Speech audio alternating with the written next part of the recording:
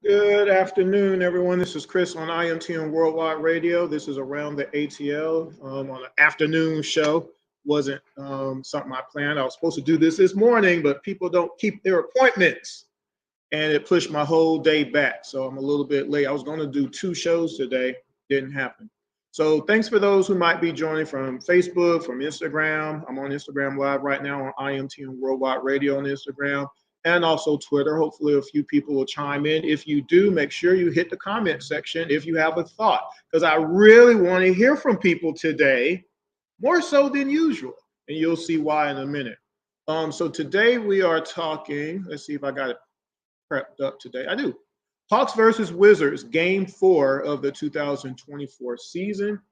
The Hawks lost that game 121 to 119 at home. Tough loss. At the time, they were 2-2 after having a 2-0 start. This was a bad loss on several tangents. How did it happen? That's what we're going to talk about.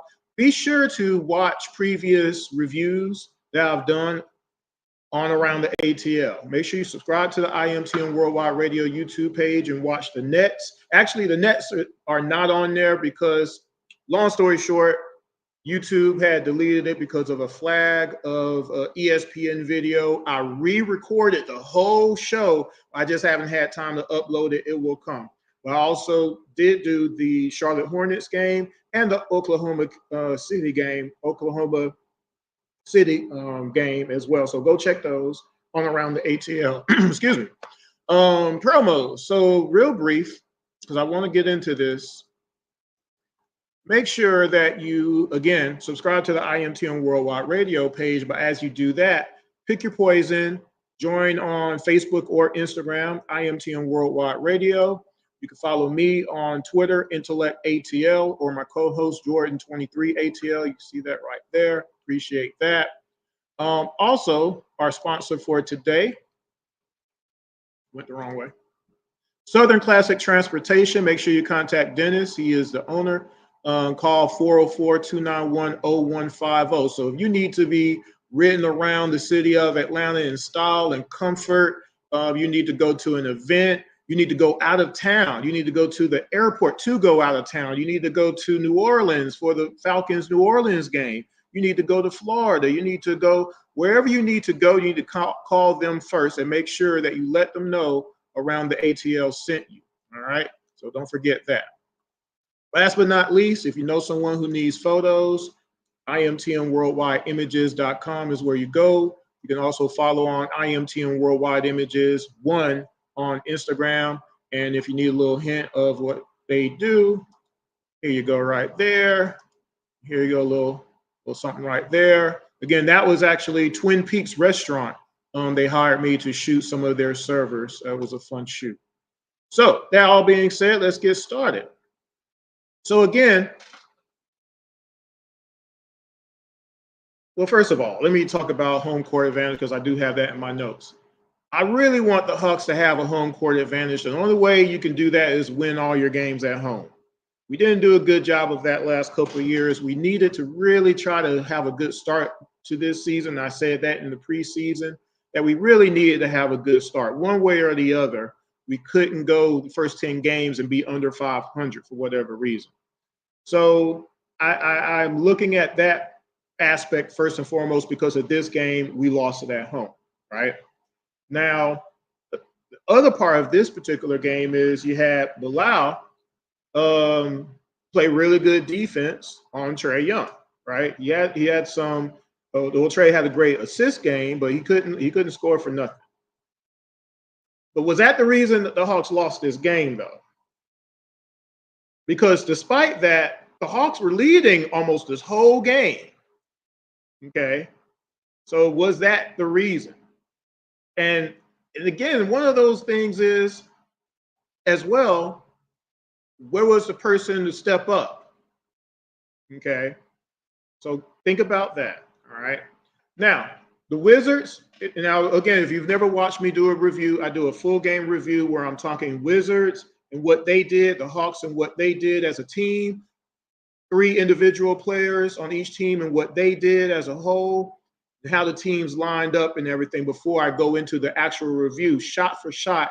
How did the other team score all of their points against the Atlanta Hawks? And who is to blame? Because that's what people like to do, right?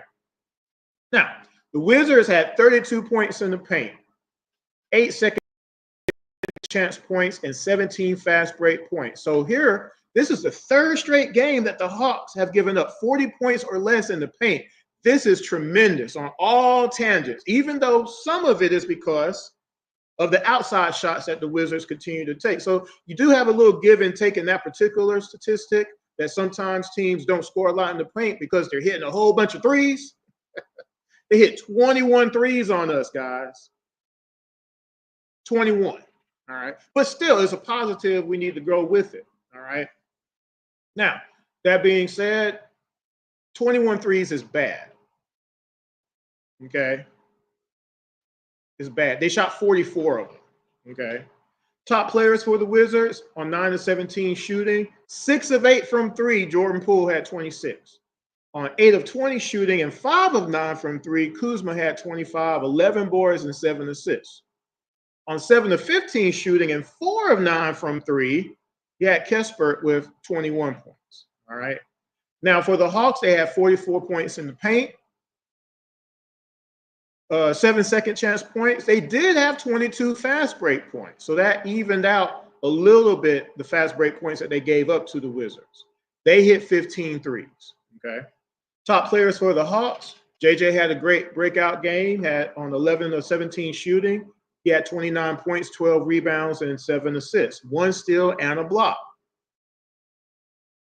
Clint had his best offensive game of the season. He had 16 points. He was 6 of 6 from the field. He was 4 of 6 from the free throw line. Had 4 boards, though, not a lot, 1 steal and a block. Larry Nance had his best game as a Hawk thus far in this particular game. He was 6 of 9 from shooting from the floor, 3 of 5 from 3, at 15 points, had 2 steals and a block. He also had 4 assists, so he contributed pretty nice. All right. So teams were even on the boards. Hawks had more assists and steals and blocks. The Hawks had 7 blocks in this game. Again, last year they were 26 in block shots, if you remember from my reviews previously. They were even on turnovers. The Wiz shot better from 3 and free throws. Zach had his worst game as a rookie. He went 1 for 8 from the floor. He did have 3 boards, 2 steals, 2 blocks. Again, though, Trae shot 2 of 15 from the floor. He was 2 of 10 from 3. He did have 8 rebounds and 13 assists, though. Had a steal and a block. Not bad.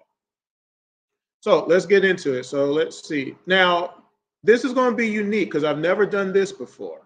And again, hopefully a few people, tune in before this review is over.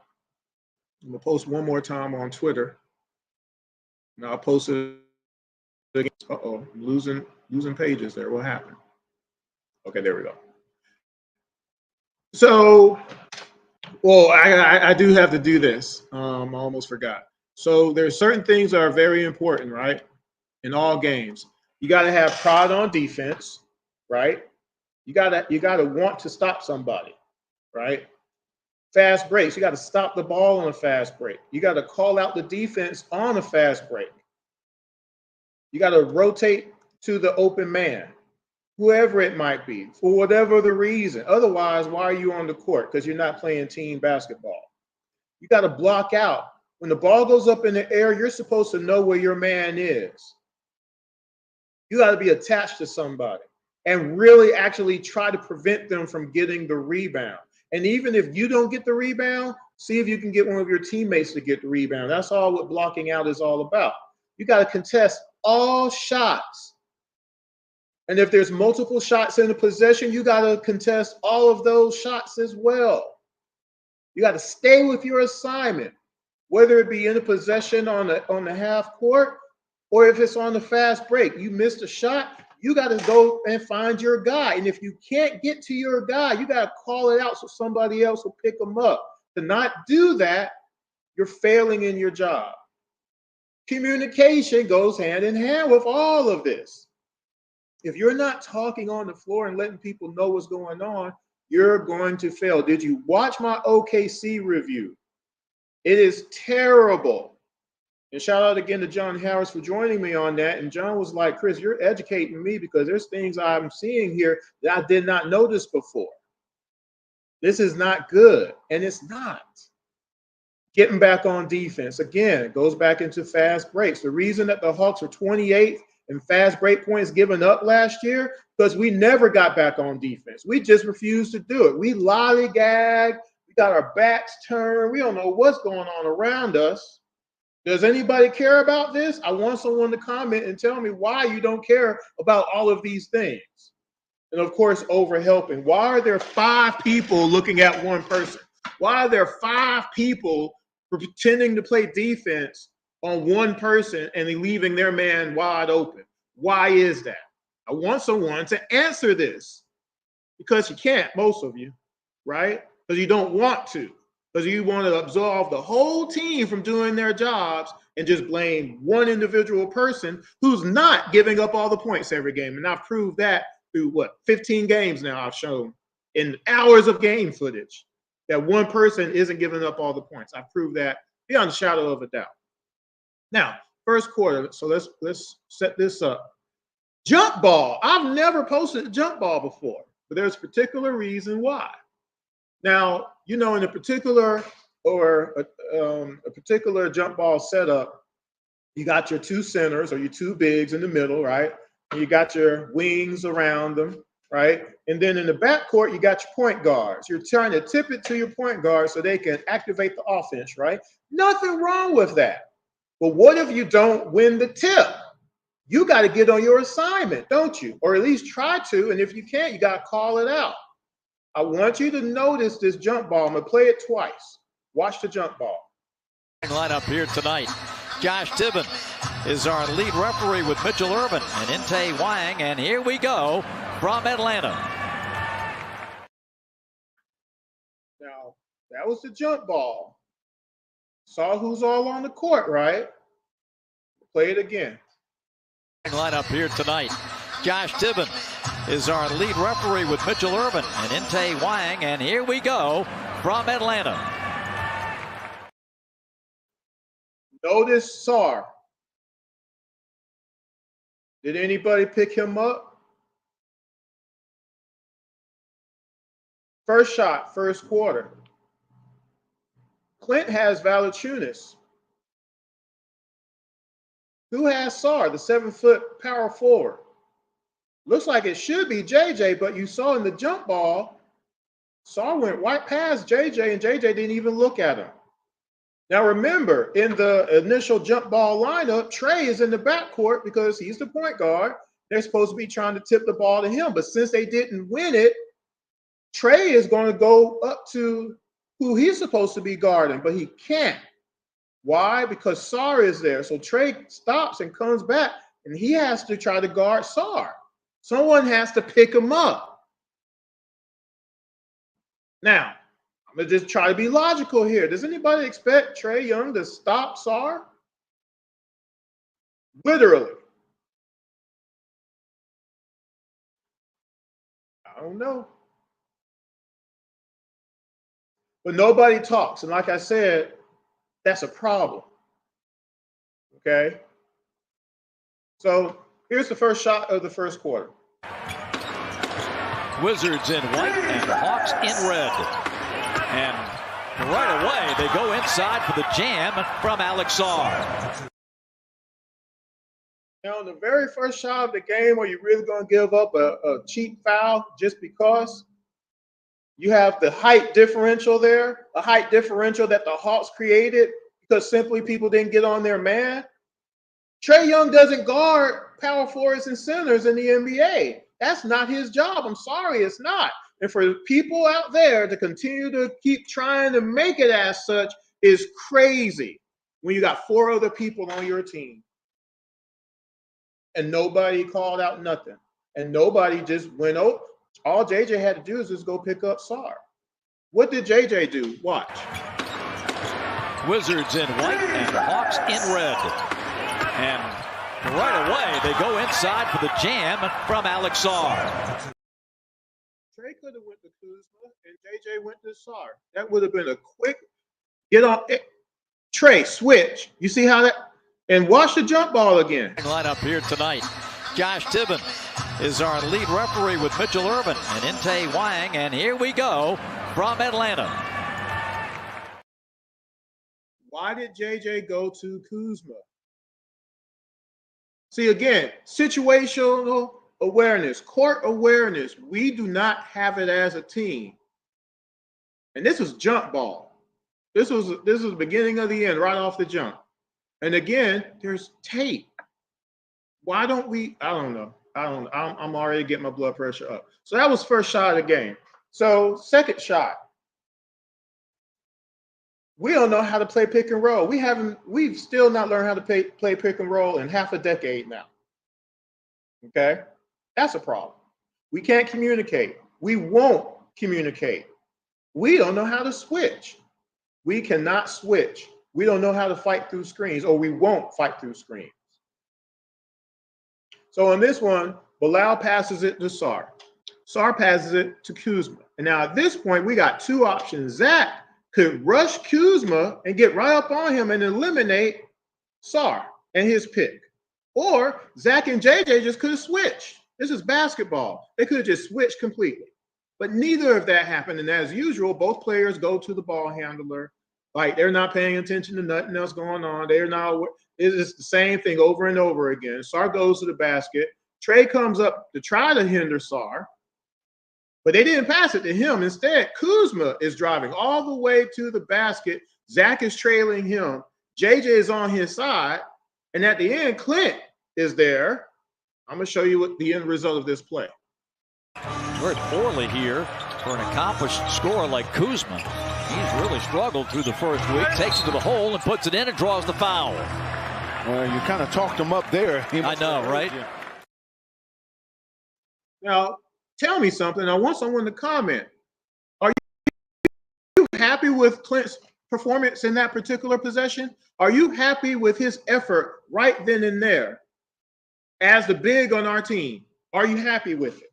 Are you ecstatic? Are you joyful? Are you I'm trying to think of another adjective, but I can't think of one.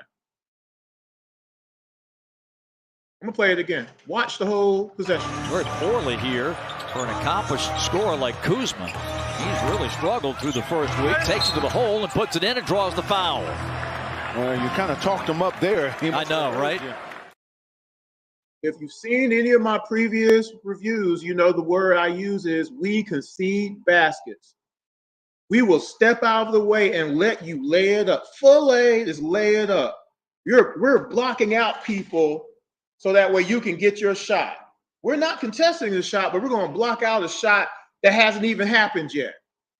And we do it game after game, quarter after quarter, possession after possession. Nobody says nothing because your hatred of one person supersedes everything that happens on this court. Well, I'm going to tell you, if you watch my OKC game review, which was brutal,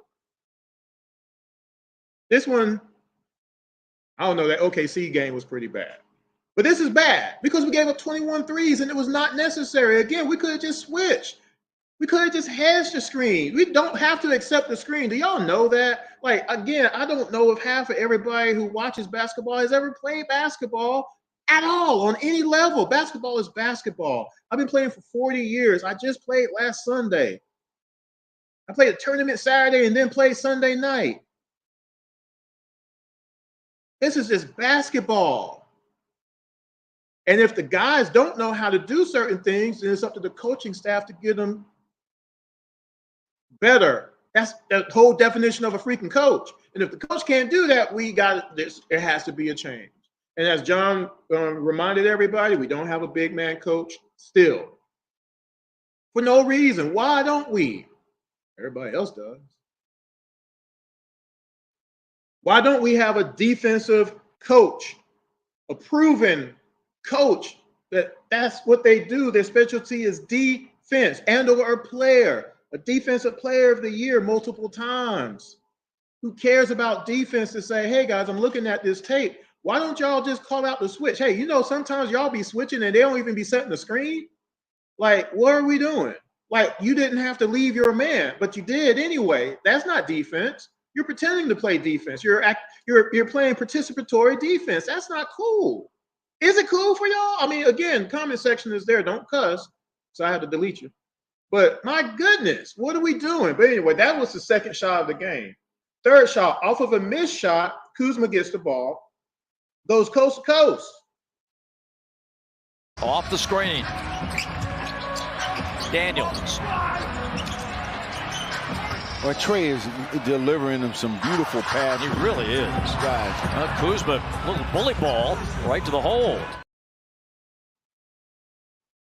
Whose fault was that? Fourth shot, first quarter. Roddy has Kuzma now. Nance has Jonas or Giannis or whatever his name is. Valanciunas. Vit has Kispert. Now Dyson has Poole. Trey has Bilal. So off the inbound, Kuzma gives to Kispert. Kispert gives it right back. Bilal goes to the other side of the court. Trey is trailing him. Dyson is watching Kuzma take a pick from Jonas on Roddy, but Roddy the body gets around it. Now Nance is there. Okay. And again, he didn't follow his man to the top of the key. Kuzma is still driving. So now Dyson, he goes for a steal. Now again, Dyson is going to be a player who's going to take some chances and risks because he's a defensive playmaker, but he doesn't always get to him, right? So that's something, but at least he's trying. Okay. Unfortunately, three people are on Kuzma now. He passes it to Poole. He hits a wide open three. As soon as Dyson left him. Soon as he left him. Nance was there. Again, Dyson should have stayed on Poole, but since he didn't, Nance has to move. He has to go and do something there, right? Let me show y'all the fourth shot. Injury management on that toe on the second night of a back-to-back. That gives Larry Nance an opportunity to get into the lineup tonight. He had a great camp. And that's what I said. You have a savvy vet. You saw Poole. This is why the Atlanta Hawks gave up 14 or more threes in 2023. What you just saw there, the NBA knows we do not know how to switch. We do not know how to rotate to man. And the NBA abuses us. No, I shouldn't say that. The NBA coaching regimen out there knows this. And they'll do the same thing over and over again because they know we won't adjust either. Nothing will come from that bench to be like, hey, guys, switch on everything. Simple. Just do that. If you can't figure out how to maneuver just switch everything. That way you never have a man left open. And guess what? Don't leave your assignment. Or, hey, guys, talk and let people know what's going on. We don't do any of that, and the NBA knows it. Whose fault was that?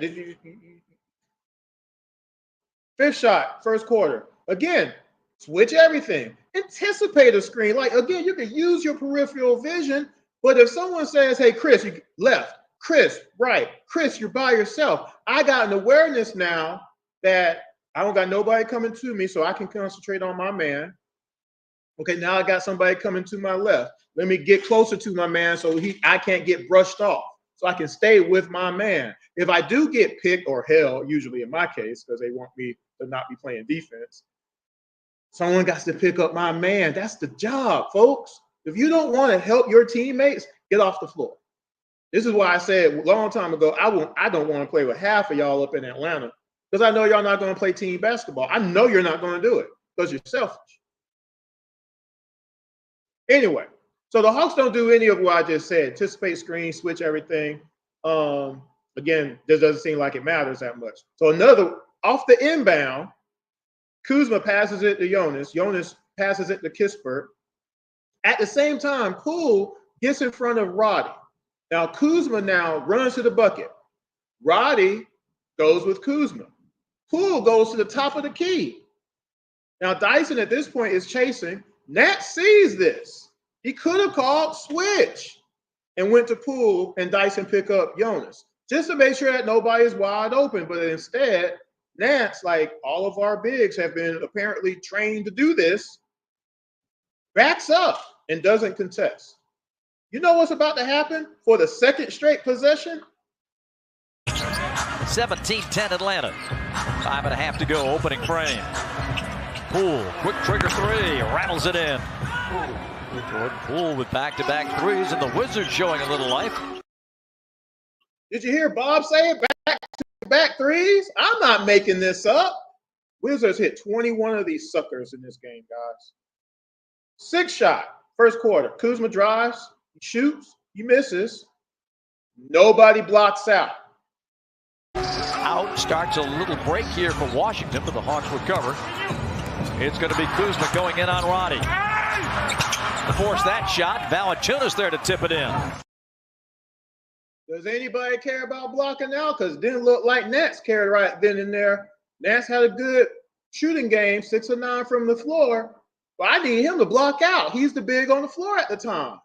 Again, when I get out on the floor, when I get out on the court, I have an initial job. I have to rebound. I can't let the little people score, and I got to rebound. That's my initial job. All the other jobs don't matter if I'm not doing that. And if I'm not doing that, I'm not getting picked up. Remember, I'm OG now. I'm old man Chris. And if Chris ain't doing that, he's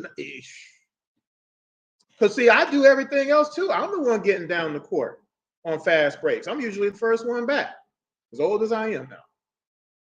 I'm the one trying to guard 3-on-1 fast breaks.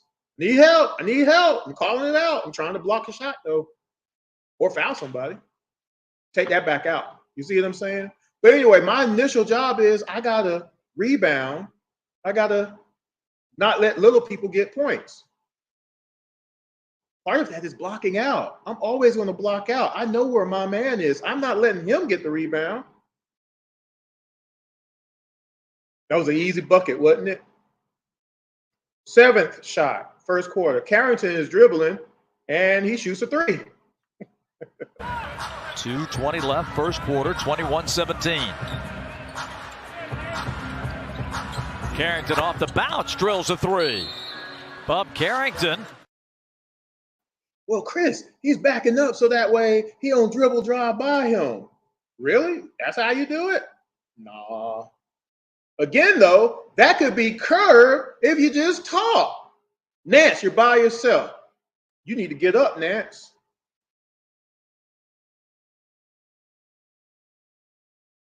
The other thing is, Nance, we got you. I got your man. They know that I'm slower than I've ever been before from 20 years ago. I've been playing for 40 plus years. So they know if I got a guard on me and I'm a big, I'm probably not going to do too well on Allen Iverson. Okay. Tricky dribble wizard that's out there, on Sunday night. So if they let me know, Chris, if he gets by you, we got you, go switch man. If the person gets by me. But again, if they call it out, I know I have a little bit of a window to where, one, I'm not going to let him shoot a wide open 3. You want to know why? Because I'm trying to block it. Because I'm coming up. I'm not backing up. There's no reason for me to back up. Nance, you're by yourself. You get up there. If he gets by you, he gets by you. That's what team help defense is all about. Do y'all not want that? Other teams do it. We're not winning doing it like this. And nobody is training it out of nobody because we do it game after game. I've shown y'all hours of footage. Now, some of y'all just don't watch, and that's fine. But I've shown hours of footage. I showed 8 games from 2023 showing all of this. The 4 preseason games, I showed all of this. And the games of the regular season so far. And there's no adjustments.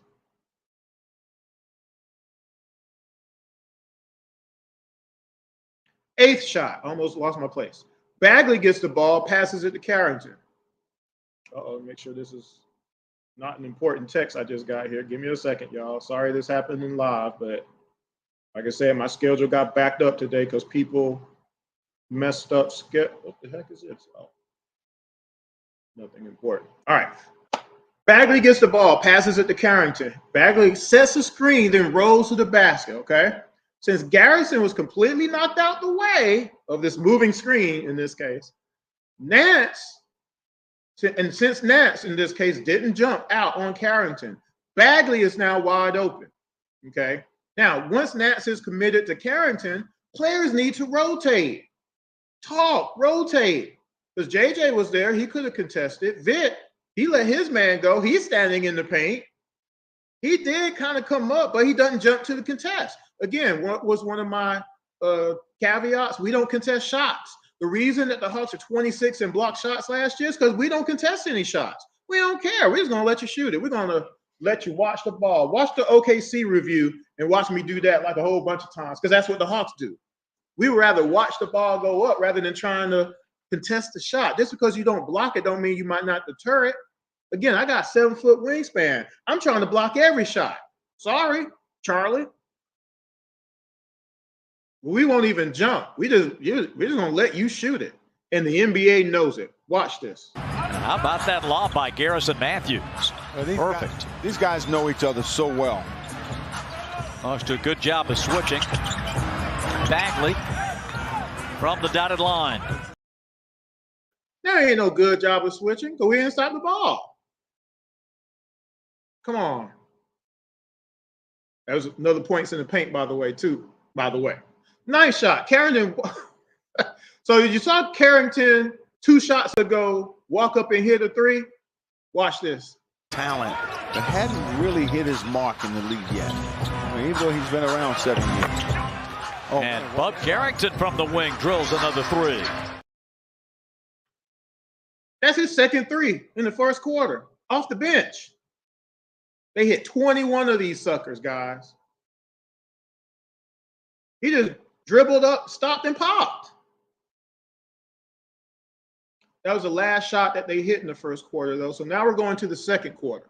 All right. So pointing is not defense.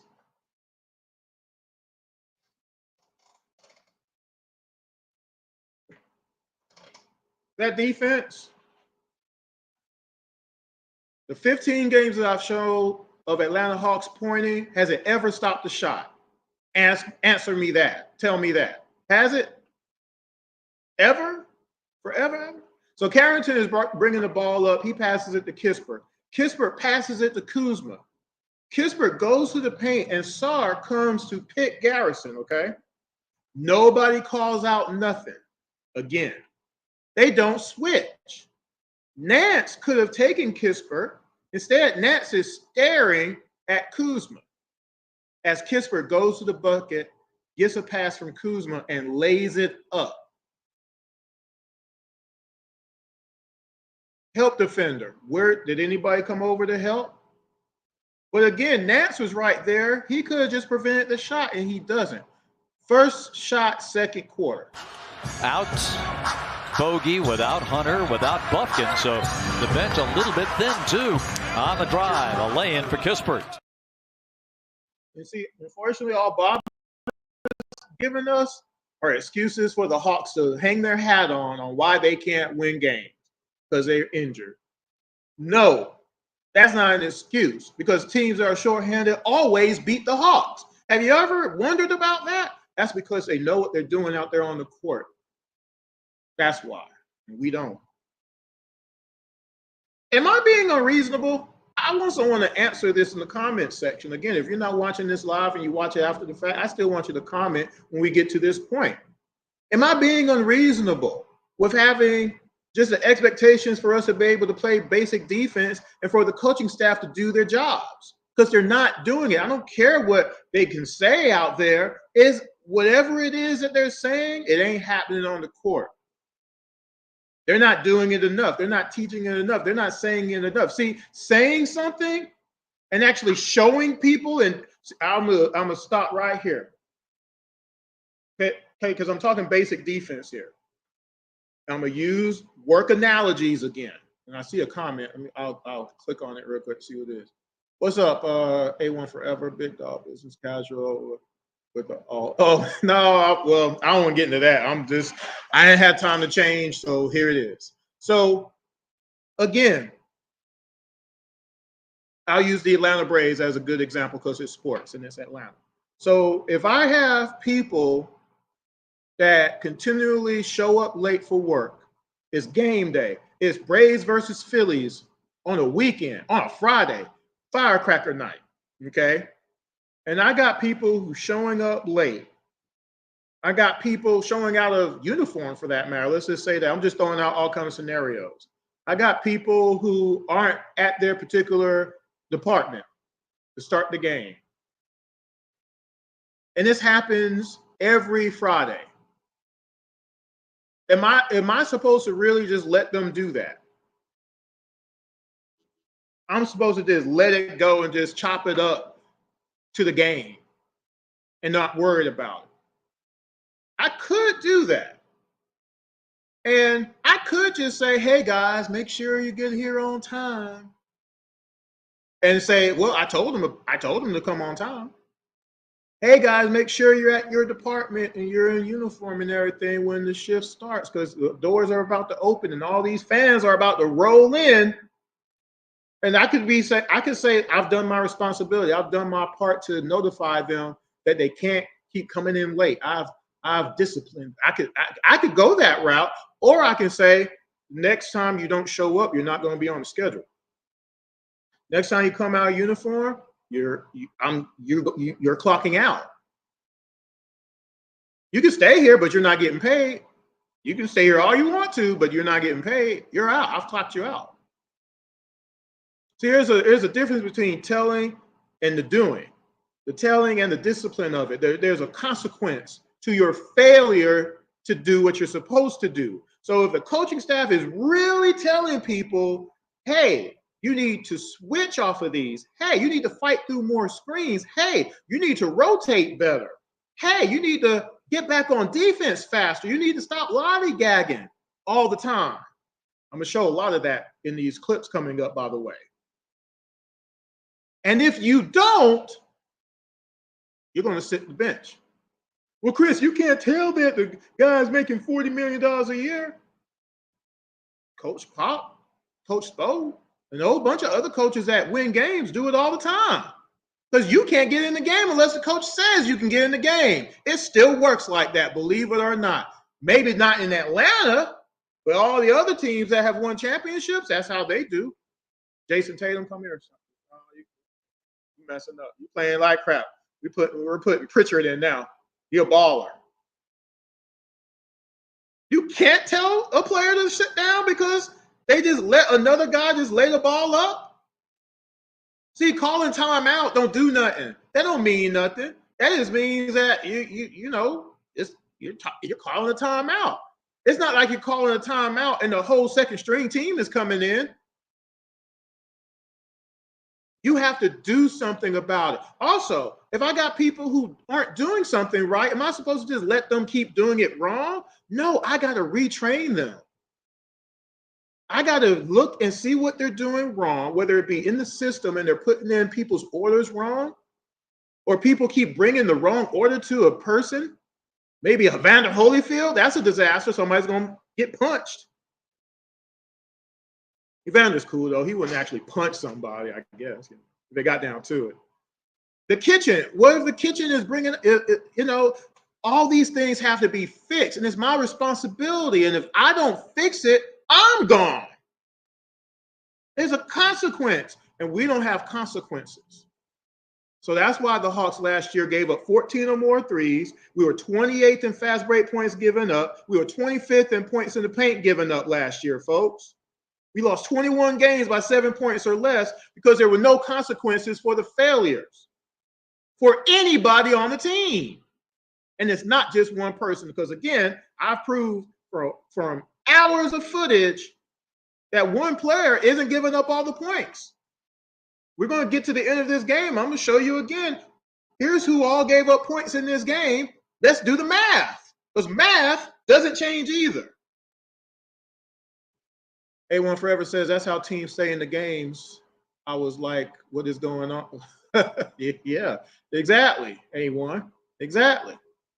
So, number 2, second shot, second quarter.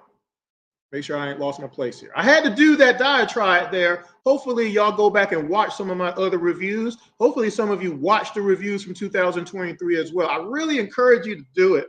I really encourage you, because if you watch these breakdowns of shot for shot, I think you will have a little bit different perspective of everything Hawks related. Who is Garrison guarding on this possession, and who is he pointing to?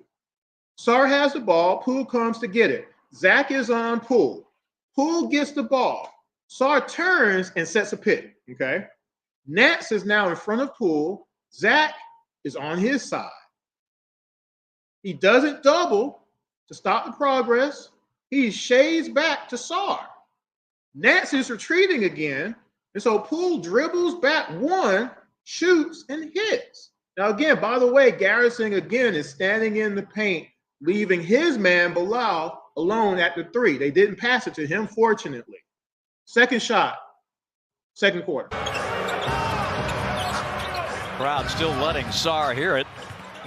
They're not happy that he thumped his nose at Atlanta on the pre-draft workout. Poole had 26 in this game. Poole said, well, if Nance is not going to engage me, I'm going to just shoot it. And that's what teams do to us all the time. Is that acceptable? I want someone to tell me how acceptable that is. Explain it to me. Give me the logic of how that's cool. Oh, Chris, will that happen sometimes? No, it don't. Not with other teams, it don't. Somebody's playing him. Again, it doesn't matter. If you get switched on someone, you now have a new assignment. You got to do your best. You got to do your best. You got to do your best. And more than not, we don't even try. I showed you that first play of the game off a jump ball. We won't even try to get back on man, and we create our own mismatches. I've said that plenty of times. The Hawks create their own mismatches. The teams don't have to target us. We create their own mismatches on our own. Third shot. Sar gets the ball in the post now. Zach is on him. Now, there's an obvious height difference here. Now, Sar has not had the best rookie start of all time. None of the rookies in the NBA have, for that matter. But he can still hit shots. He's the number 2 pick in the draft. Nance is there in limbo, no committal. He could try to help out Zach a little bit and go ahead and double him and make Sar pass the ball out, but he doesn't do that. Instead, Sar hits a turnaround fadeaway jumper. Might have got a little piece of that. They were teammates for France on the national team, the under-19 team, that won a silver medal. Turnaround, Sar gets this one. Fourth shot, second quarter. Jonas. Well, I'm going to just show you this one. I don't have to explain this one.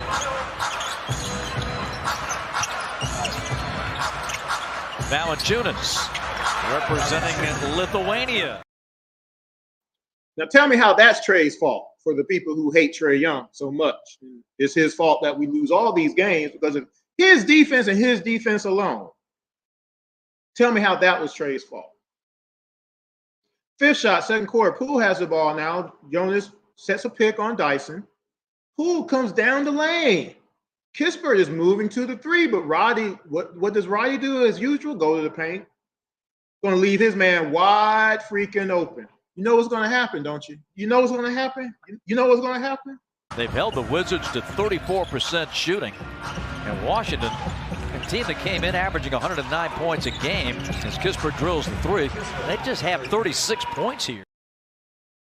Tell me how that's Trey's fault. Did they score on Trey right there? No. So how is that Trey's fault? Explain it. Break it down. Show it to me. Because the footage I just showed you of that particular shot shows me Roddy leaving his man. They passing it to a wide open person for another 3-point shot. 6 shot, second quarter. Poole brings the ball up all the way up the court. Past half court, nobody stops the ball again. Roddy and Clint are there. Poole dribbles right between them and lays the ball up. Now, again, Clint is supposed to be our big, right? Tell me what Clint does in this and tell me why it's okay for him to do what he did in this particular play. I know you got to take what the defense gives you, but you got to make sure that you get good shots. And now that was a good drive there by Poole. How's that? Sorry, Nick. How is that a good drive? Nobody stopped the ball. Nobody called out anything on assignments.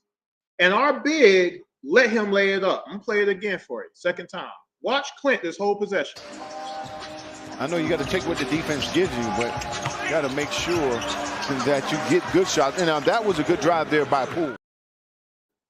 Now, again, whenever you watch this, live or later on today or tomorrow, this weekend, whenever, when you get to this point, comment and tell me why was that acceptable for Clint to do nothing? And how is that Trey's fault? Again, how many times have I mentioned Trey other than the first play of the game? Because he had to pick up Sarr because nobody picked up Sarr. Somebody has to pick him up. So the smallest guy on the court picks up the tallest guy on the court, and y'all are cool with that, I guess. That's fine. But what about all this? My fault. 7th shot. Tell me how this is Trey's fault. Poole back to Coulibaly. Now a post up for Valanciunas. The bigs go at it. And a foul on Capello. So what was Trey supposed to do right there?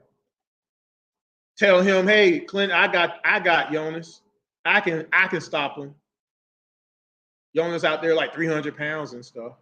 But blame Trey for that one too. Because you gotta blame Trey for everything, remember? For every shot that they hit, you gotta blame Trae Young. Nobody else. Now we're on the 8th shot. Nobody's talking again. Keep that in mind. Dyson has Poole. Poole passes it to Kuzma, right? Kuzma gets a pick by Jonas. He picks off JJ. Clint now has Kuzma. Clint is backing up. He's retreating. He never engages. But then Dyson tries to make a play. He leaves Poole wide open now in the corner. Now, again, nobody talks. Nobody anticipates anything. Nobody can see what's going on. So another 3 is going to get hit because of that. Now, Zach could have rotated and forced Poole to drive or pass, but that didn't happen either. So watch what happens on this shot. That's a heck of a way to get on the board. Kuzma. Corner 3 for Poole is good. I had to close the blind real quick. So I'm going to play that again because I got distracted. Which shot is this? 8th shot.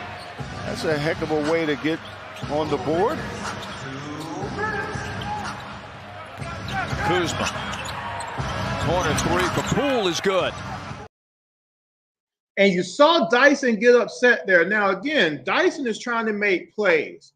He is a leading playmaker on defense last year off the bench. So this year, he's trying for everything. But the problem is his team is horrible at talking and switching and knowing what's going on. To know that if I move, you move. If I move, you move, right? Now, it's his fault as well a little bit for not calling it out. We could blame him a little bit for leaving his man and no one rotate. And again, at a certain point, he has to know there's certain risks he can't take because our team doesn't know what to do in those cases. And we're going to leave people open. He can't take risks because if he leaves his man, somebody's going to be open every time. Ninth shot, second quarter. Poole has the ball. He passes it to Jonas. For some reason, Dyson turns and face guards Jonas. This was not necessary. I don't know why he did this one. And then he jumps to the three-point line. So Jonas passes it back to Poole. And you know what Poole's about to do now? Watch. Poole. Whoa. Poole there. He's from Marietta with that shot. We create our own open spaces for no reason. That was on Dyson for sure. Dyson gave up a lot of threes in this game, actually, unfortunately. 10th shot, second quarter. Bilal is dribbling, and well, hey, y'all gonna be happy for the people who hate Trey. Here's 2 points for sure on Trae Young. Here we go. This should make you happy. Bilal Coulibaly from the dotted line connects. That's his first basket of the game. That's his first basket of the game. So, yeah, there's that part. Okay. Now, 11th shot. Poole gets a pick from Jonas. He steps back and hits another three. This time, Clint does contest it at least. No, there's no screen down, screen away, anything like that to get your guy open. Jordan Poole feeling it. Now we're at halftime. So, third quarter, first shot. Again, nobody gets to their assignments. There's a thing called communication. And nobody on our team knows how to communicate on defense. We will not do it. We refuse to do it. It's like, it's almost as if it's an opposite penalty. Like it's almost as if you talk on defense, you will get fined $5,000. Instead of if you don't talk, you should get fined $5,000. That's what I think should happen. That's just me. So JJ has Kuzma, Zach has Bilal, Dyson has Poole, Trey has Carrington. I want you to look. Who does Clint have? Whole team gets back on defense, and automatically Clint goes to the paint, and he's guarding nobody. I'm just asking, is that defense? When you watch this part of the video, I want you to comment in the comment section and say, I want you to answer, is that defense or not? Because when Bilal turns and passes to a wide open Sar, what am I supposed to think now?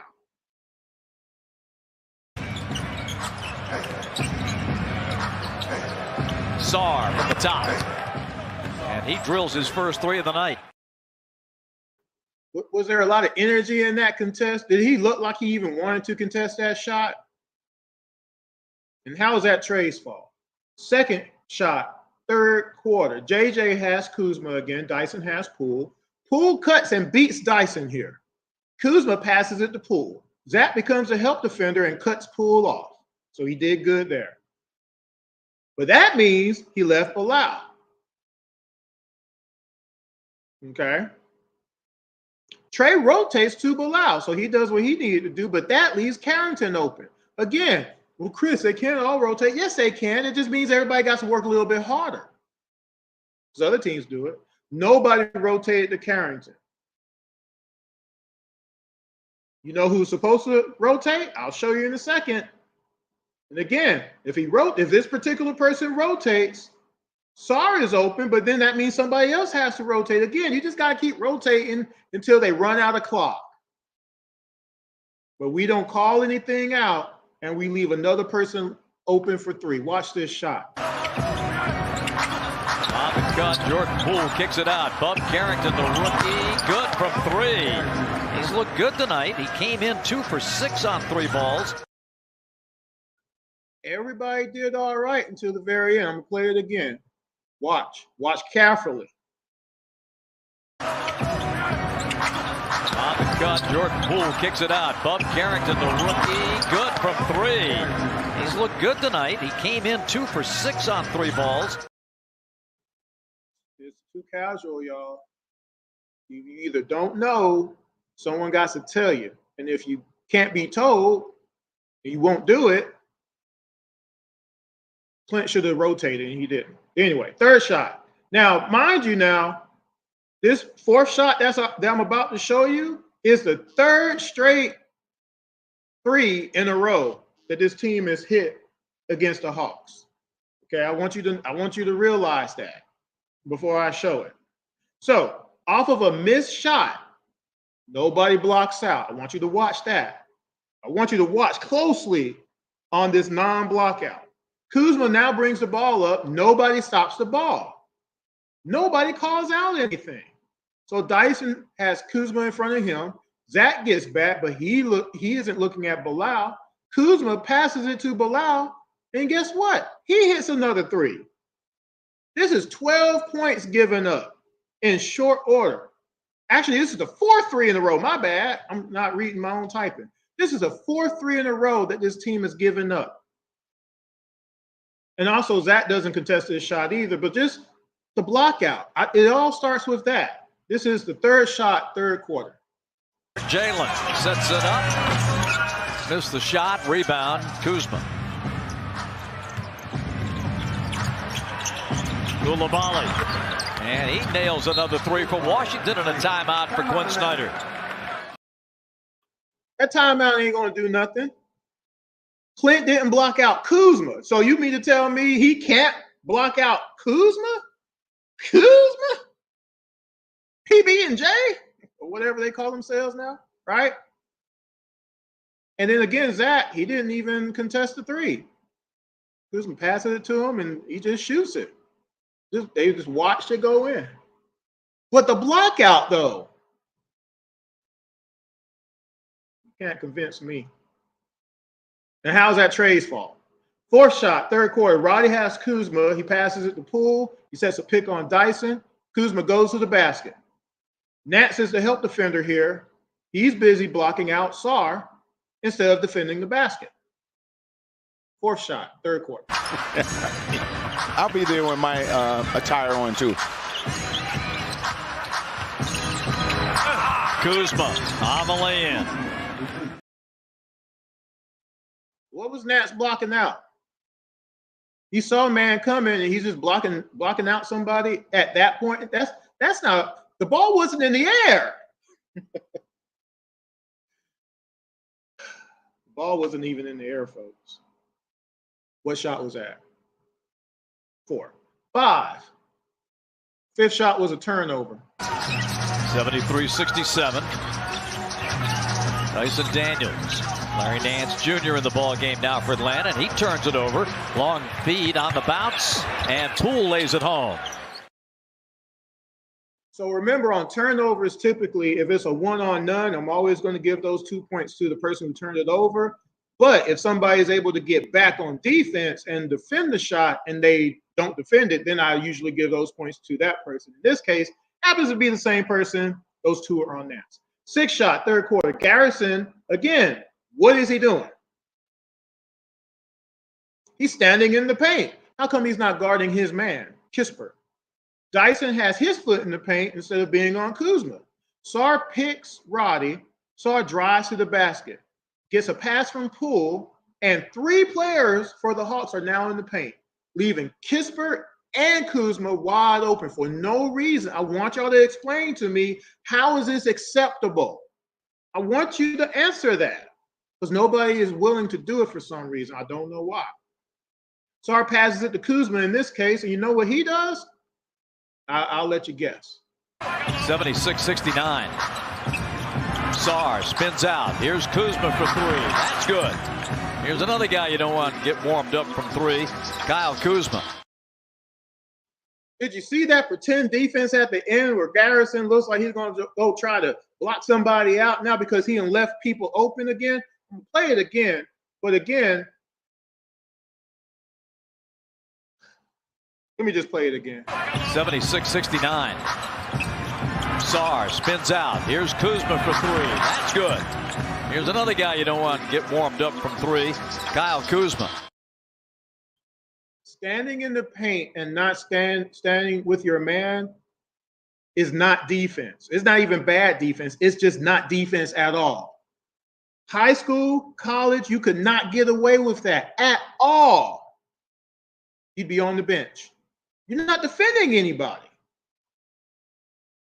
7 shot. Again, if you're not going to double team anybody, you can't be ball watching. You can't be not defending your man. That's not defense, people. It's not. You can't say that it is. Poole has the ball. Dyson has him. Roddy is watching him, ball watching. Hold up. Let me rephrase that. There is a lot of watching of the round cylinder on our team.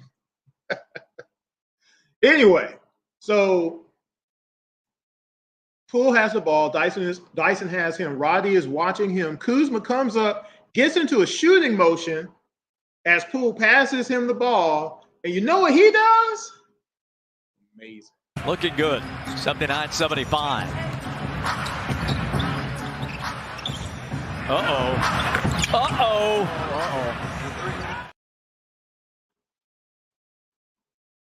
And all Bob is like, but what are we doing about the uh-ohs? Garbage. 8th shot. Let me say this again, very much out loud. How were any of the previous 8 field goals that I've shown you Trey's fault? Explain it to me in the comment section when you get to this point. Type. I know some of you are at work. It's 3:30 in the afternoon. That's fine. I'll be getting off of here in a little bit. But when you do get to this point, if you decide to watch this episode, you get to this point, explain to me in a logical fashion as much as you can how the previous 8 field goals given up by the Atlanta Hawks team were all Trey's fault. Remember I told you at the beginning of I posted it in the promo, the Wizards hit 21 threes and they hit 7 in the 3rd quarter.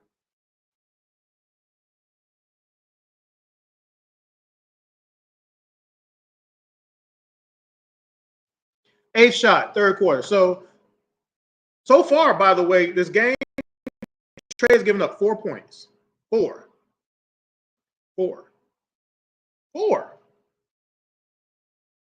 I'm pretty sure that's not more than 17 points. Or 12 points, because 17 points is how much Clint has given up in this game so far. So is 17 points more than 4 points? Which one is more detrimental? Giving up 4 points in a game or 17 points in a game so far in the 3rd quarter? Both Dyson and Nance have given up 12 points in this game so far. Is that more? Is that less than 4 points? Trey gives up 4 points. 2 people give up 12 and 1 17. How is 4 worse than 17? I want someone to explain it because I've shown it to you. I want you to watch Garrison on this next play. Is he playing any defense? He has Kispert, so watch him through this possession. Now, again, he could have called out the back pick on Kispert for Nance because Nance gets picked by Kispert on this. Nance could have avoided that and thus erase the need for Garrison to have to switch on George, because that's what happens next. Nobody even looked at Kispert going all the way to the top of the key, and Garrison just stands there again. Keyshawn George off the Valanciunas screen, plays it back. Kispert got a good look and drained it. That's a rhythm shot. Yeah, Nikki got a rhythm shot. Yeah, Bob, he sure did have all the time in the world to get himself set and hit another 3. Ain't that something? Ain't that something? Nice shot, 3rd quarter. This is the last shot of the quarter, by the way. So, again, hatred of Trae Young, Okay, fine. But again, I'm looking at all these games that I've reviewed over the last couple of months, and I'm still trying to do the math to say, well, if Trey isn't the one giving up all the points, and you got other people giving up all the points, how are these games Trey's alone's fault? The only reason I started doing these reviews is because nobody could see it within themselves to be like, yeah, Trey ain't the best defender, but neither are all these other people either. And since nobody wants to do that, I'm showing it to you. Because only until you actually watch shot for shot, just like John mentioned in the OKC game, he mentioned how I was educating him because he didn't see half of this stuff. Again, when you take part of the game away and you break it down and you actually see it for what it is, that's when it gets dangerous for people. Because you can't keep coming up with these narratives when I'm showing you what actually happens in these games. I'm sorry. Sorry for hurting people's feelings. It is what it is, though. But when the rest of the team ain't playing defense, it's bad. The whole team has to play defense. No, Trae Young is not the best defender, but he's not the worst defender on our team. And each year in the league, he's gotten better. And at least he can show that he puts in effort. He is a league leader and team leader in charges taken on our team. He takes the ball away from everybody all the time, and we can show that on paper.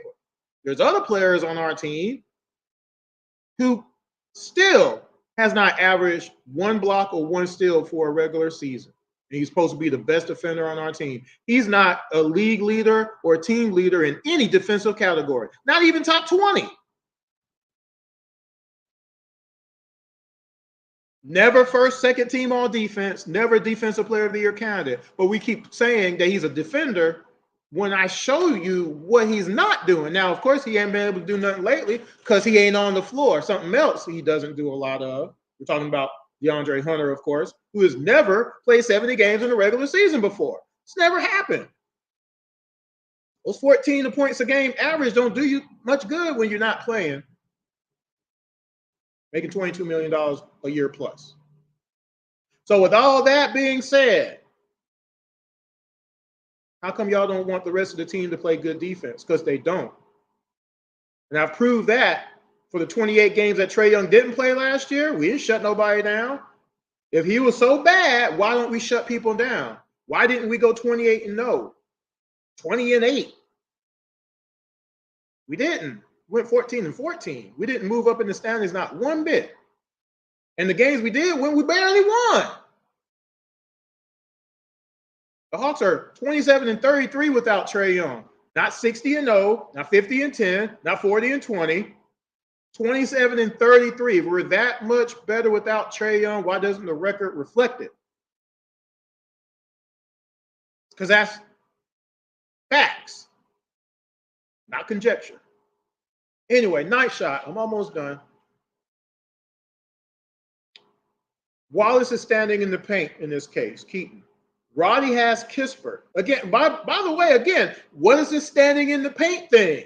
That's not defense. Anyway, Roddy has Kispert. He goes and stands in the paint. Why?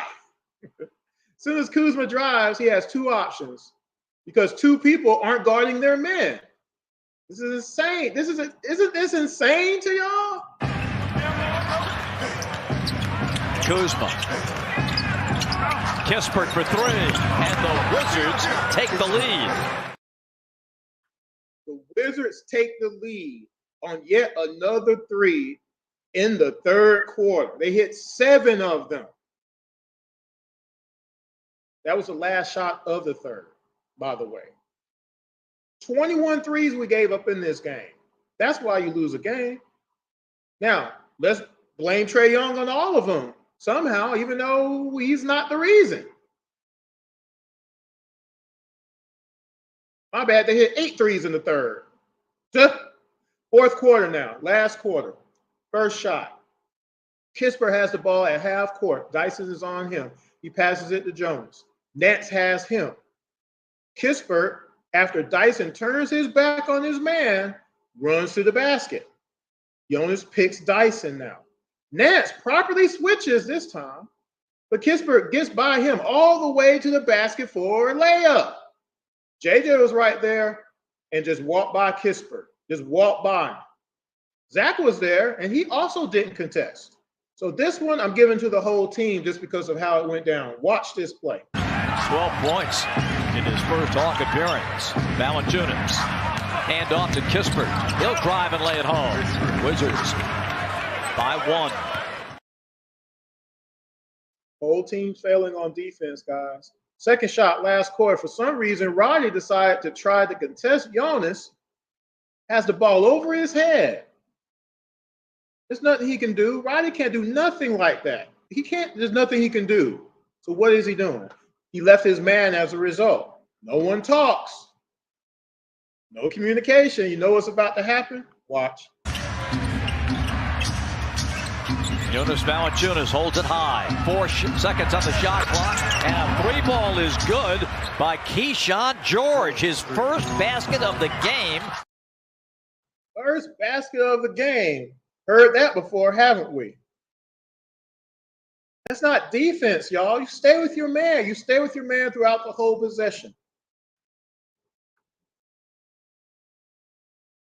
Third shot. I'm going to show it. Keep the Hawks.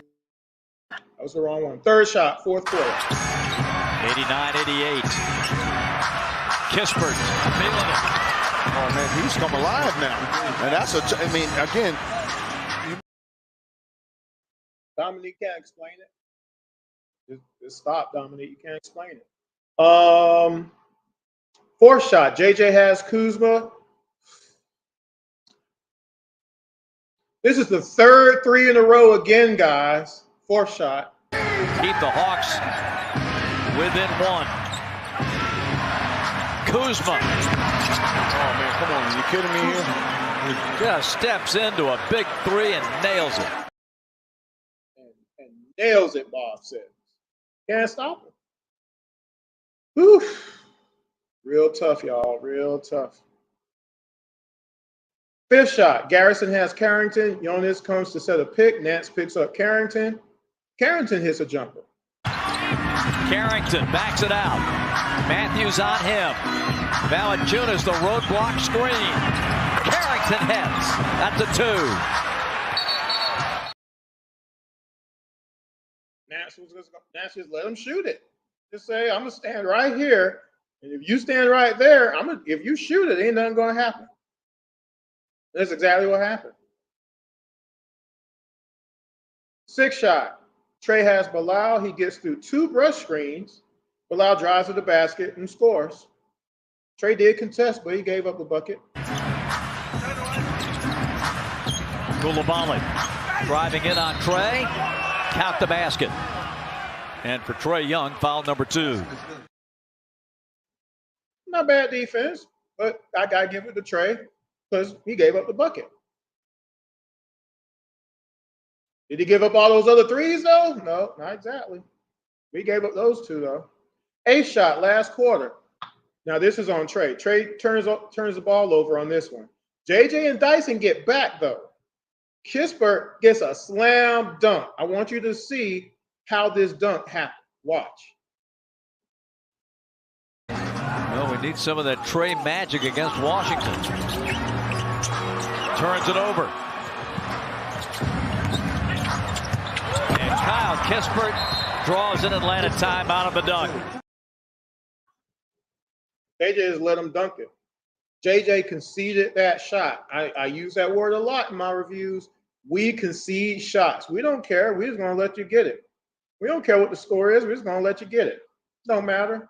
We're going to let you get that. That's you. That's you, my guy. Here you go. My guy, here you go. I'm on the opposite team, but I'm going to let you get it. 10th shot. Next to last shot of the game for the Wizards. Garrison has Bilal. He drives to the basket, stops, fakes. Garrison out the way. Clint is there, though. Coulibaly against Garrison Matthews. Drives it, hits the brakes, goes up over Clint, and knocks it down. Like you said, we said how big he's been. That's not supposed to be up over Clint, though. Is it? We don't have no expectations. Then he can stop points in the paint. Last shot of the quarter for the Wizards.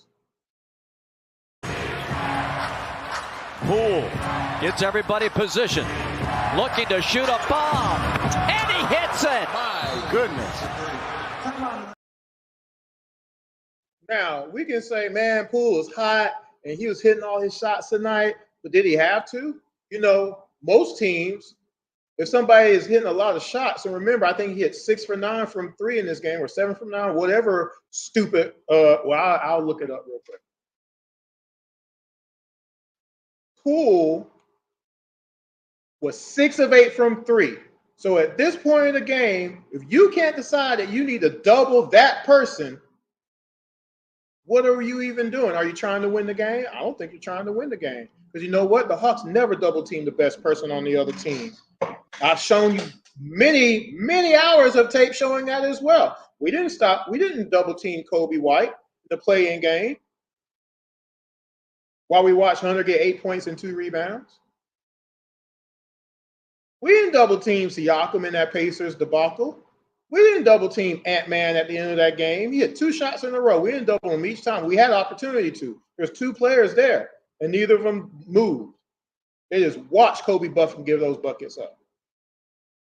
We didn't double team Tyler Hero. We didn't double team, for that matter, we didn't double team Rudy Gobert. He was 10 for 10 in that Minnesota game that I showed y'all, that I did a breakdown of. He had 25 points. Why does Rudy Gobert have 25 points? How many times did Rudy Gobert have 25 points in the season last year? But he gets it on the Hawks? We didn't double team Kyrie or Luka when they were beating the brakes off of us. We don't double team nobody that's hurting us. But anyway, y'all. So that was the last shot of the game for the Wizards. Now, what I'm going to show you now is, well, first of all, before I do that, the Hawks missed 3 free throws in that last quarter. Trey missed 1, Clint missed 1, and Garrison missed 1. We lost that game by 3, right?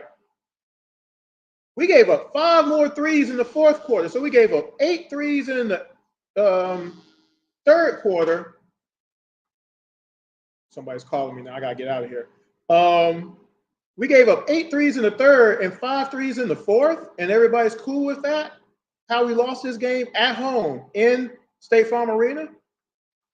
Let me play y'all something here. At the end of the game, you still had a shot to win this game. But we lost the lead and all that kind of stuff, but you still had a shot. So let me show you this.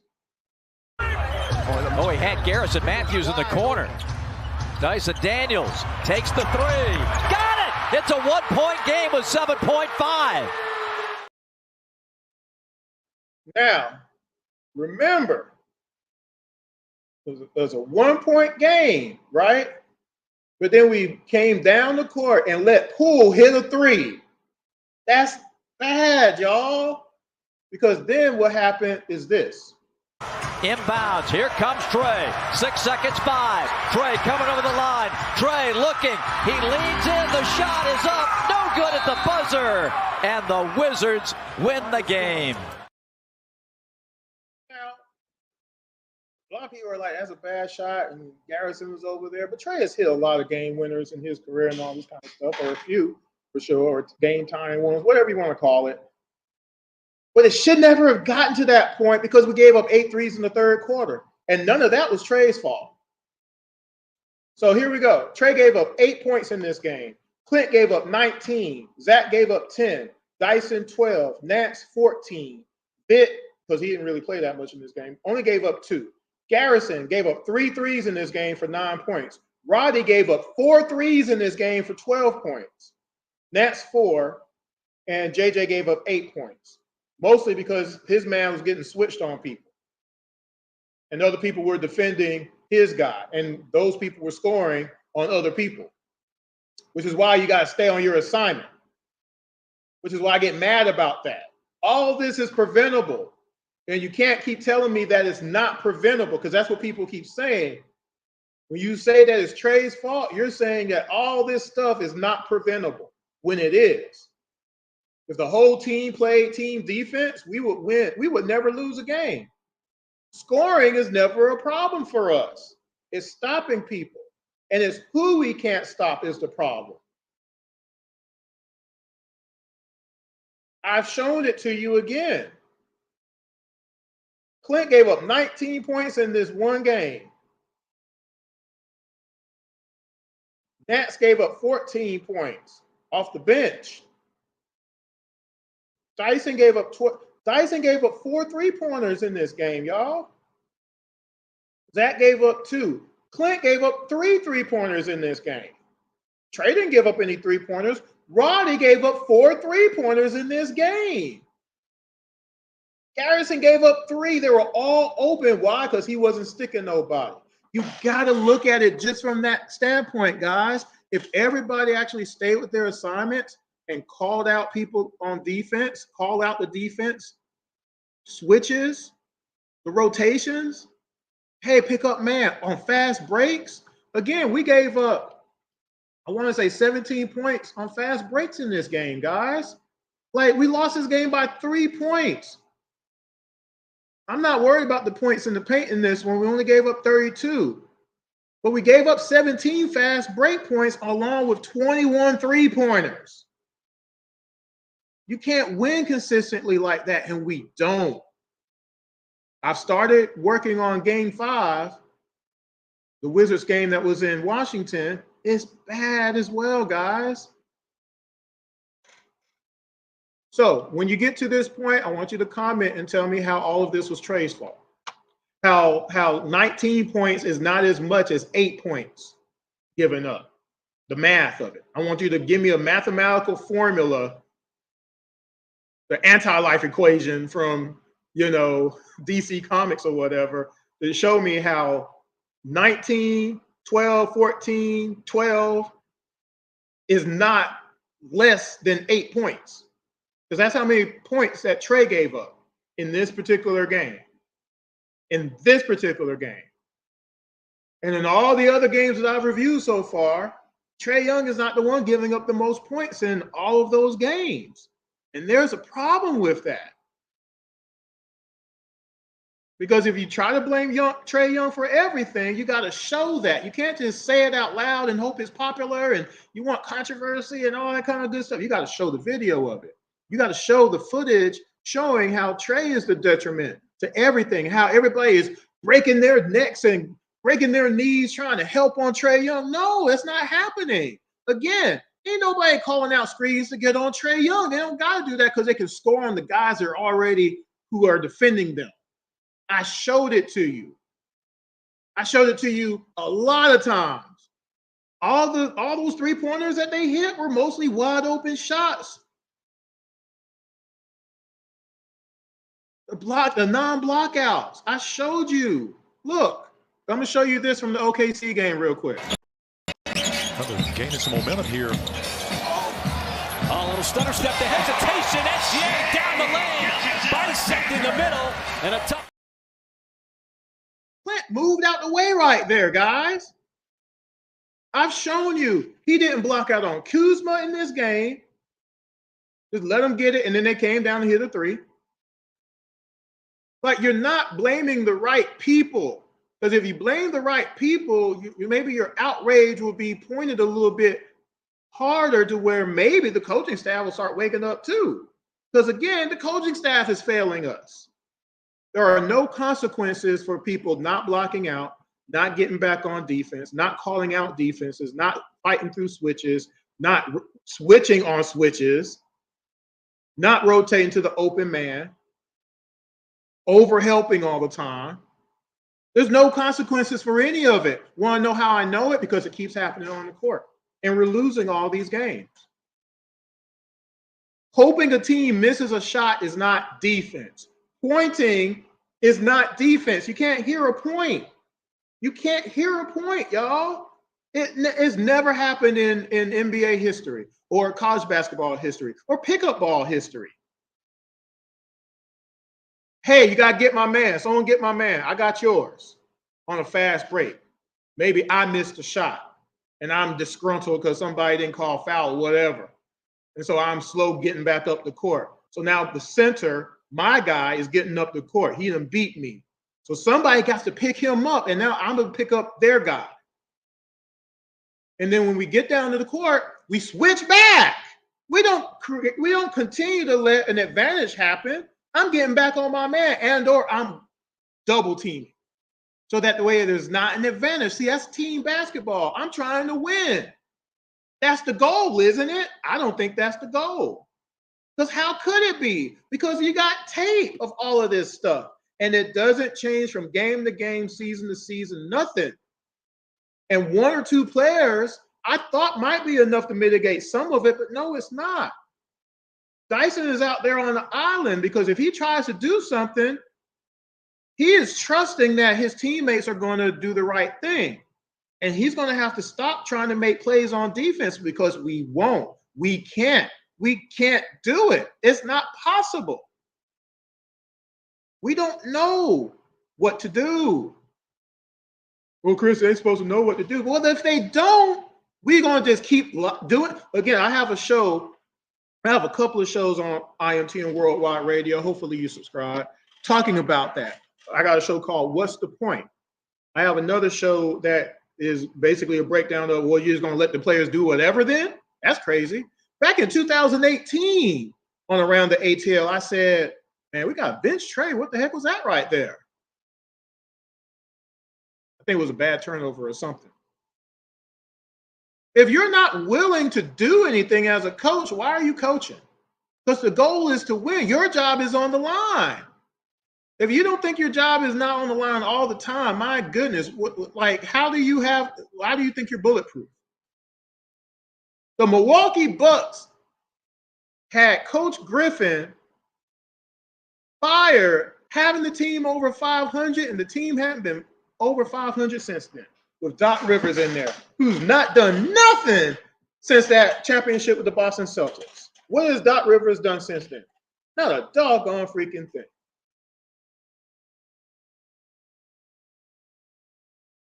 All I want is a coach on defense that knows what they're doing on defense and can teach a team to play better defense.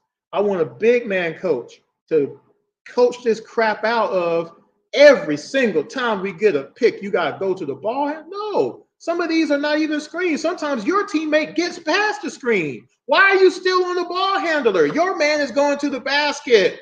And since we don't have no help defenders, you can't afford to do that. We got to make that team do something different. We do not dictate terms enough. And the NBA knows that. They can dictate terms to the Hawks, but we can't do it vice versa. And everybody knows it. And that's why we lose games. That's why we lose games. I showed it to y'all again today.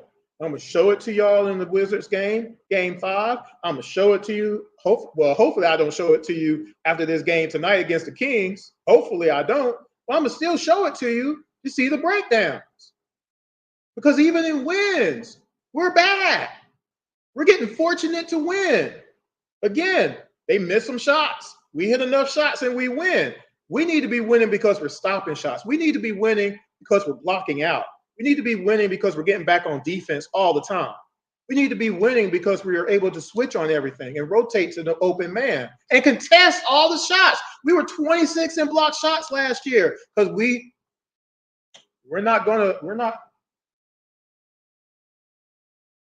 backing up, we're retreating, but we're not even going to get a hand up. We're not even jumping. We're not even jump. Crisscross will make. We don't do none of that. We're just going to let you shoot it.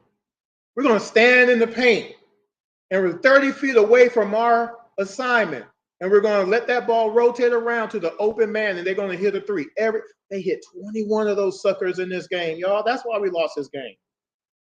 Trae Young didn't give up 21 threes in this game. I guarantee that he didn't, because I showed it to you just now in real time. He didn't give up not 1 3 in this game. He gave up 8 points. Again, Trae Young gave up 8 points. Clint gave up 19. Zach gave up 10. Dyson gave up 12. Nance gave up 14 off the bench. Garrison gave up 9. Roddy gave up 12. Roddy gave up 4 threes. Garrison gave up 3 threes. Nance gave up 2 threes. Dyson gave up 4 threes. Zach gave up 2 threes. And Clint gave up 3 threes, among others.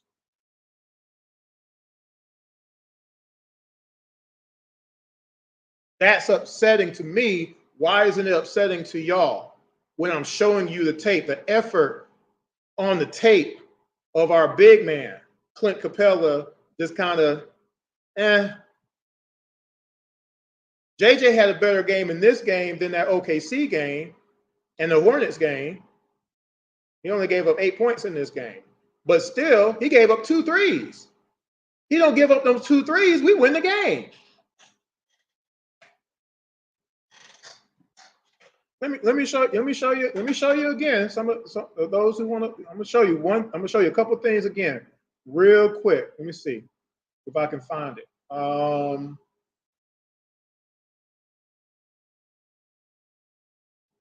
don't think I'm gonna find it.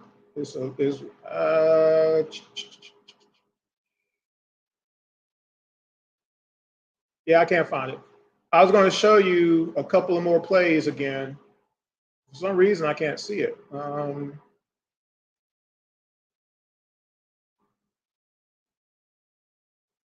what happened? There's a lot of shots. Anyway, go back and watch it for yourself. Watch the effort. Watch the effort. Watch the effort. Watch the blockouts, the non-blockouts, the contests, the non-contests. Again, you can gauge it. If we would just show a little bit more effort on everything defensive related, we would win all these games. If we would have won 20 out of the 21 games we lost by 7 points or less, our win total would have flipped last year. We would have been in the playoffs. Out of the last 8 games of the regular season plus the play-in game of 2023, 3 of those games we lost by 6 points or less. We lost that double overtime game to the Miami Heat by 6. It was not necessary. We lost a 3-point game to the Minnesota Timberwolves. Wasn't necessary. We lost 1 point to the Charlotte freaking Hornets. We had a 92-77 game in the 4th quarter, and we lost 115-114. Well, it must have been because of Trae Young. No, because he didn't play the 4th quarter. They had the lead when he left the game. That was his first game back from injury. It wasn't Trae's fault. It just wasn't, because he wasn't there. Double overtime game against the Heat. Trae wasn't playing that game. So why does Butler have 25, Jovic have 23, and Hero have 33 in that game? And they hit 18 threes in that game. Explain it. No one will, which is why I keep repeating it. Until someone gives me a reason, I'm going to keep repeating these things. Because the Denver Nuggets hit 23 threes on the Atlanta Hawks at 56% shooting from 3, 60% from the floor. Trae Young had nothing to do with that. Why did the Dallas Mavericks hit 18 threes on us? That was 3 games in a row, too, people. Dallas Mavericks hit 18 threes, then Denver hit 23 threes, then Miami Heat hit 18 threes against us. And then this year, you got games where we've given up 17, 21 already? See, that's why I said there's no adjustment. Because we were looking at tape, there is no way in the world we would give up more than 12 threes in a game. Because I would say, hey, guys, you got to stay on your man. And hey, guys, if your man goes somewhere, you got to pick up man. And if you don't do it, you're not going to play. You might play 15 minutes the next night since you refuse to rotate. And guess what? For you who want to stand in the paint and act like you're playing defense, you're playing participatory defense, you're putting in some effort, well, that's going to end too. The next person that I see, like, I'm going to show it to you real quick. Let me see if I can find that one, I think. Let me see. 8th shot, 4th quarter. Well, we need some of that Trae magic against Washington. Turns it over. And Kyle Kispert. Actually, that's not the right shot. Where am I looking at? Oh, that's the wrong quarter. No wonder. So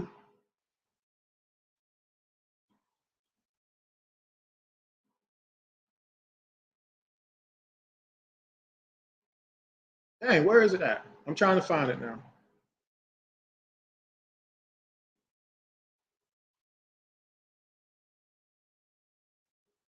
Oh, okay. So it must be.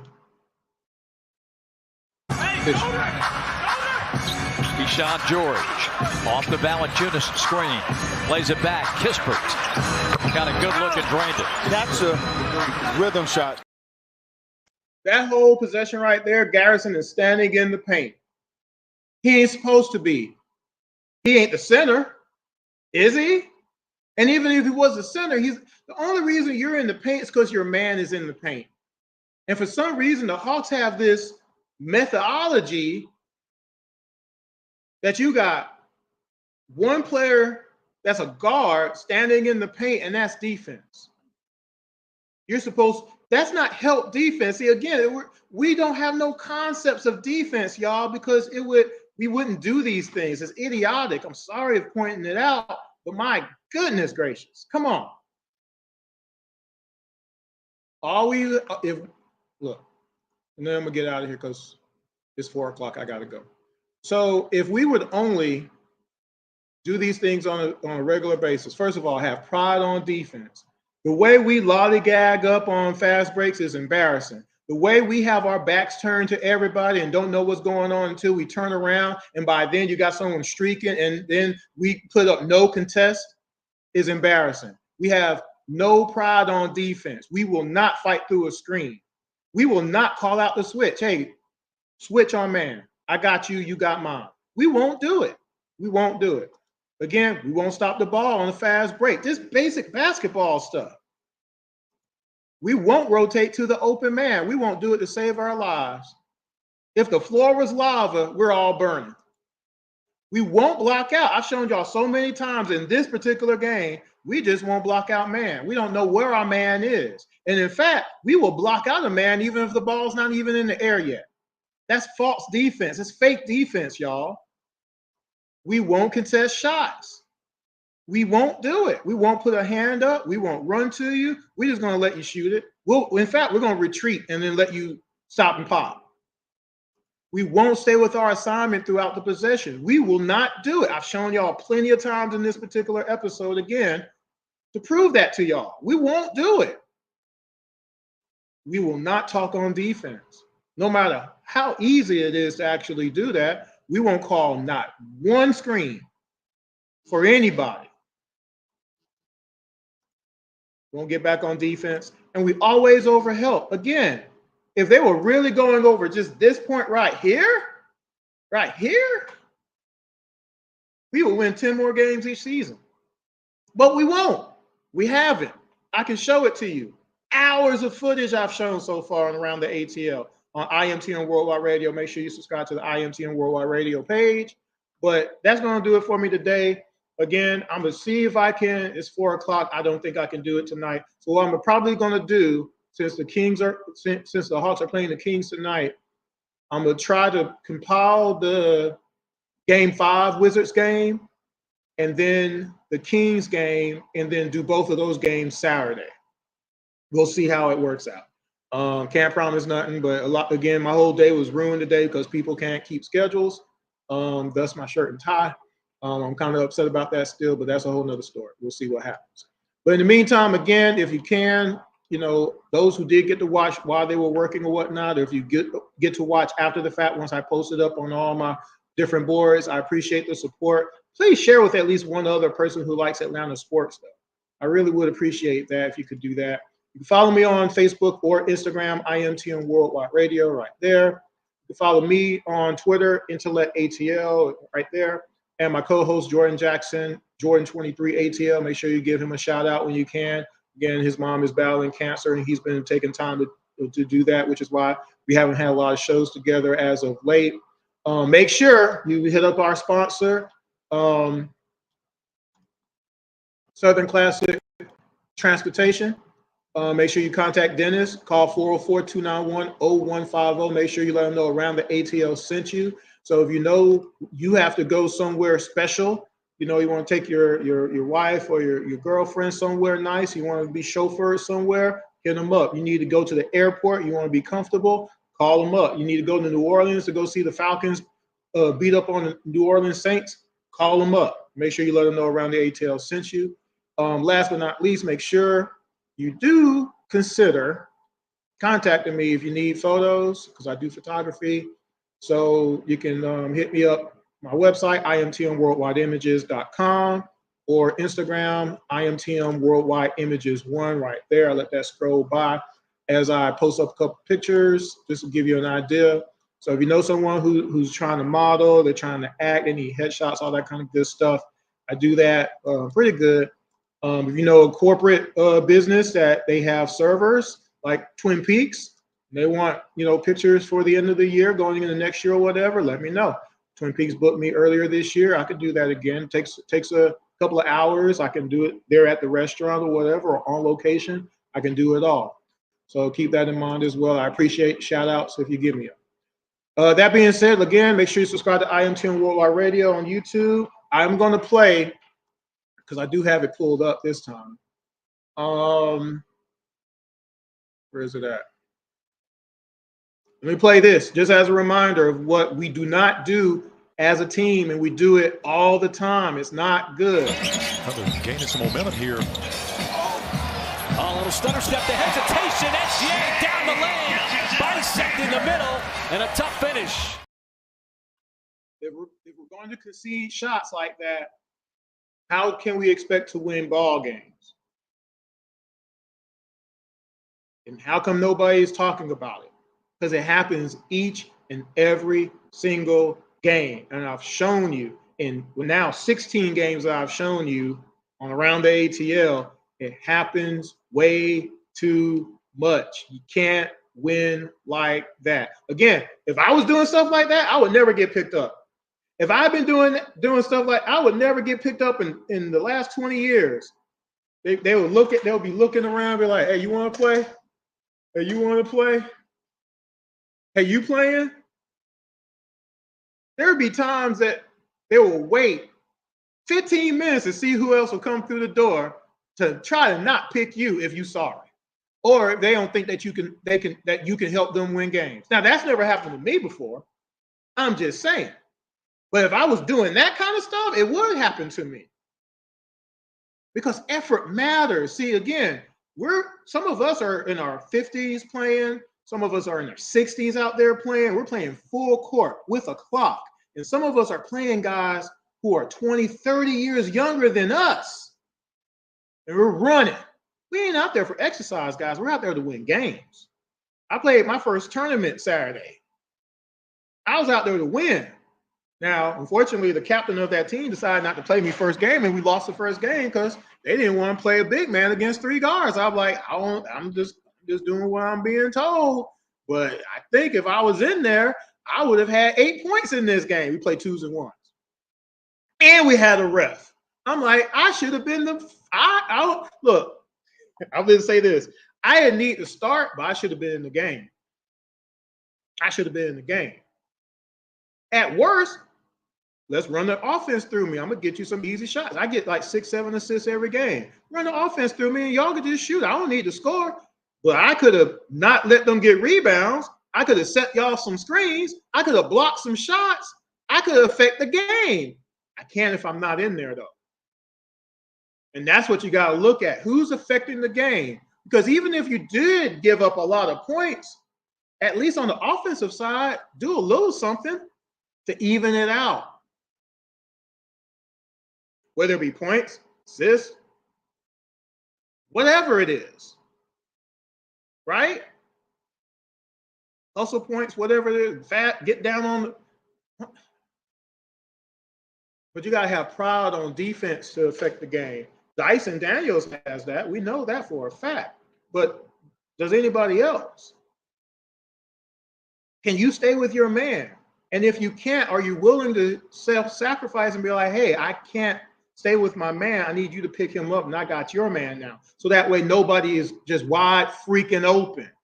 That's basketball. See, that's team basketball there. You got to care about that.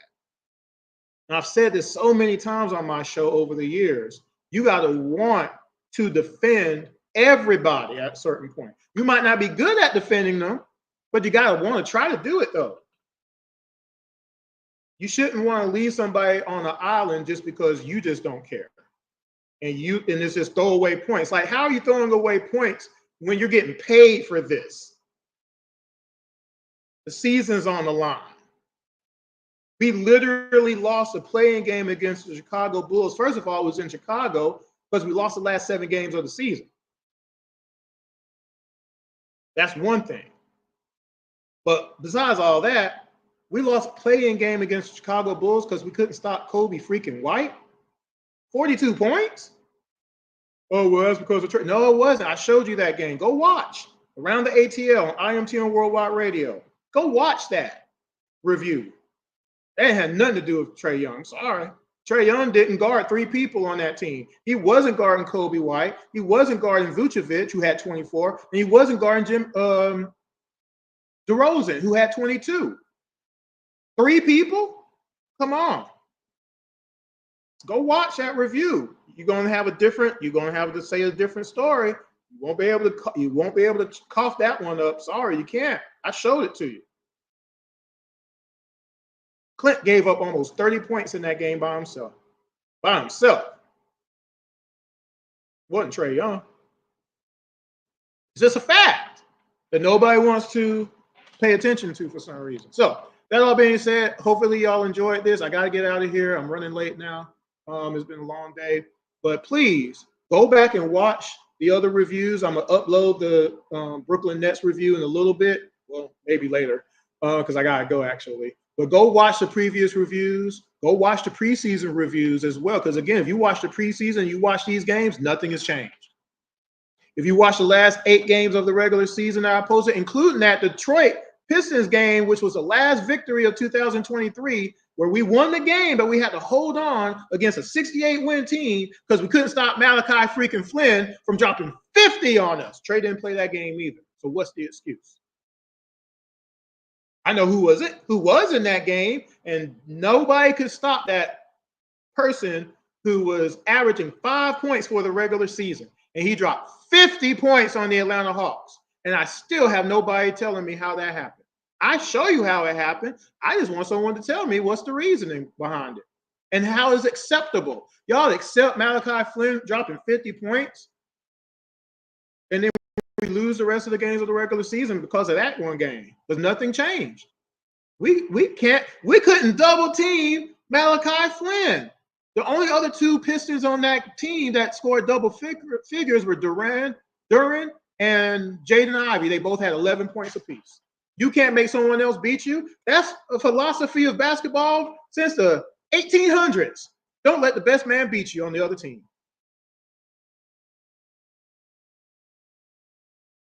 I never let it happen. When I see man hit 3 in a row, I might not go over and say I'm going to go guard him, but I'm going to come over there out of nowhere like RKO, and I'm going to put my hand up.